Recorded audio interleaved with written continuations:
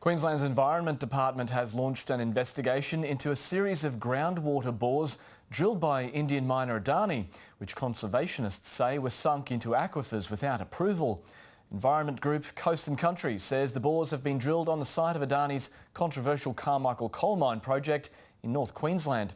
But Adani says it's abiding by all its approvals. Mark Willesee has this exclusive report. Conservation group Qld Env says this drone footage proves that Adani is in breach of its environmental approvals. They've drilled into Great Artesian Basin aquifers. They put at risk our groundwater, and particularly at a time when half the country is in drought. Derek Davies says this is a dewatering bore, one of 6 he claims Adani has drilled on the site of its proposed Carmichael coal mine. Qld Env says it's used GPS tracking to match each bore with Adani's proposed dewatering plans. They've needed an approval, a groundwater approval for these bores. They don't have that.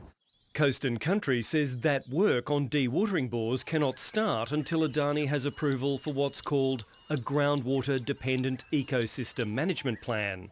The Queensland Environment Department says to get that approval, the miner has to identify the source of the nearby Doongmabulla Springs, a nationally important wetland which conservationists warn could be destroyed by the Carmichael project. The Doongmabulla Springs is an ancient springs. It's got many listed species, many threatened species.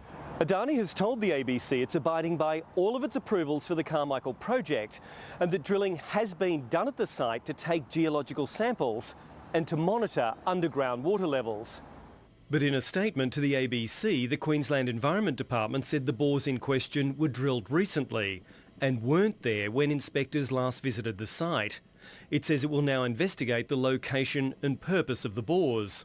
What is the point of attaching dozens of environmental conditions to a major risky project like Adani if the state government isn't in there enforcing the law?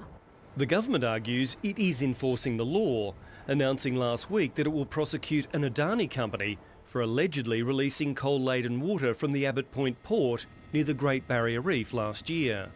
Mark Willesee, ABC News, Brisbane.